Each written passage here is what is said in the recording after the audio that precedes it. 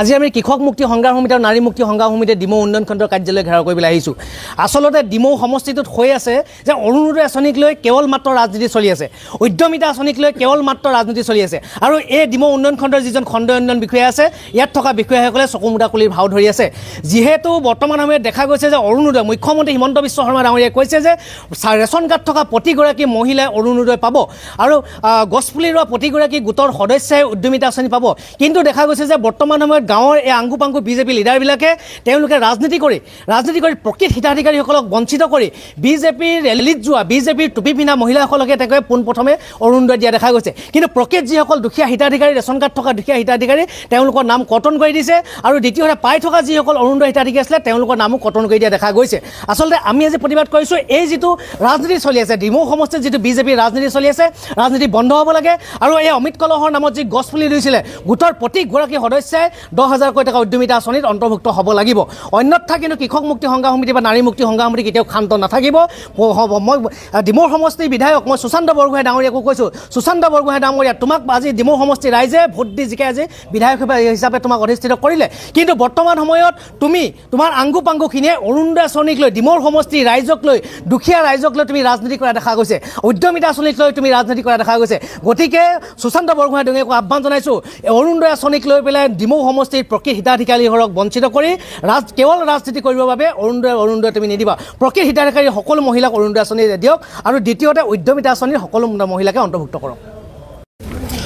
কৃষক মুক্তি সংগ্ৰাম সমিতি আৰু নাৰী মুক্তি সংগ্ৰাম সমিতিয়ে আজি ডিমৌ উন্নয়ন খণ্ডৰ অফিচত আমি এক প্ৰতিবাদী কাৰ্যসূচী ৰূপায়ণ কৰিছোঁ।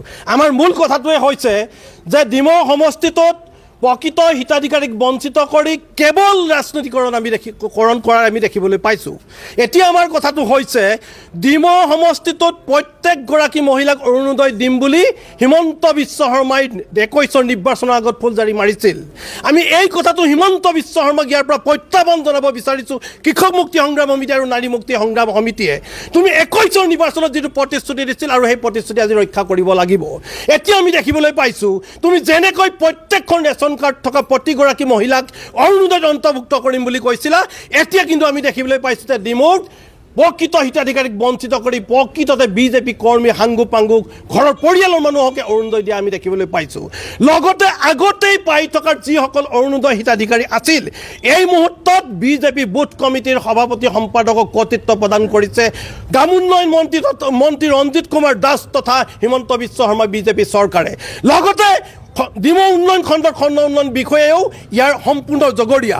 আমি এই কথাটো ক'ব বিচাৰিছোঁ, নাম কৰ্তন কৰা প্ৰত্যেকগৰাকী হিতাধিকাৰীক পুনৰ অৰুণোদয়ত অন্তৰ্ভুক্ত কৰিব লাগিব আৰু ৰেচন কাৰ্ড থকা প্ৰত্যেকগৰাকী মহিলাক অৰুণোদয়ত দিব লাগিব। আমি ক'ব বিচাৰিছোঁ তেওঁলোকে 1250 টকা নহয়, এতিয়াৰ পৰা অৰুণোদয় তেওঁলোকে 1250 টকাৰ ঠাইত 5,000 টকা দিব পাৰিব লাগিব, যিটো কথা হিমন্ত বিশ্ব শৰ্মাই ফুলজাৰি মাৰিছিল।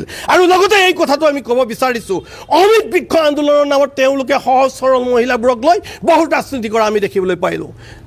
21ৰ নিৰ্বাচনৰ প্ৰত্যেকখন নিৰ্বাচনী সভাত প্ৰত্যেকখন গাঁৱৰ প্ৰতিগৰাকী মহিলাক কেৱল ৰাজনীতিকৰণ আমি কৰি থকা দেখিবলৈ পালোঁ। প্ৰত্যেকখন নিৰ্বাচনী সভাত মহিলাসকলক গাঁৱে গাঁৱে উঠাই তেওঁলোকক লাখপতি বাইদেউ বনাম বুলি প্ৰতিশ্ৰুতি দিছিল হিমন্ত বিশ্ব শৰ্মাই। এতিয়া আমি দেখিবলৈ পাইছোঁ প্ৰত্যেকগৰাকী মহিলাই পঞ্চায়তত গৈ কাগজ জেৰক্স কৰি ভৰি চেণ্ডেল ছিঙি তেওঁলোকে গছপুলি ৰুলে আৰু তেওঁলোকৰ গৃহত এতিয়া 0 পইণ্টত তেওঁলোকৰ গৃহত এতিয়া সেই গছপুলি জীয়াই আছে। তাৰ পিছতো কিন্তু আজি প্ৰকৃত হিতাধিকাৰীক বঞ্চিত কৰিছে উদ্যমিতা আঁচনিৰ পৰা। আমি এই আন্দোলনৰ জৰিয়তে আমি ক'ব বিচাৰিছোঁ ডিমৌ উন্নয়ন খণ্ডৰ কাৰ্যালয়ৰ পৰা আমি ক'ব বিচাৰিছোঁ পঞ্চায়ত মন্ত্ৰী ৰঞ্জিত কুমাৰ দাস আৰু অসমৰ মুখ্যমন্ত্ৰী হিমন্ত বিশ্ব শৰ্মা আৰু এই সমষ্টিৰ বিধায়ক সুশান্ত বৰগোহাঁইক তুমি যদি প্ৰকৃততে হিতাধিকাৰী সৃষ্টি কৰিব বিচাৰিছা, প্ৰকৃত হিতাধিকাৰীক তুমি আঁচনিত অন্তৰ্ভুক্ত কৰা। তোমাৰ দলৰ হাংগু পাংগু নেতাক যদি ঘৰৰ পৰিয়ালৰ মানুহক যদি তোমালোকে উদ্যমিতা আঁচনি অন্তৰ্ভুক্ত কৰা তেতিয়াহ'লে কিন্তু আমি শান্তিত নাথাকিম। ইয়াতকৈ জংগী আন্দোলন গঢ়ি তুলিম বুলি আজি ইয়াৰ পৰা প্ৰত্যাহ্বান জনাইছোঁ।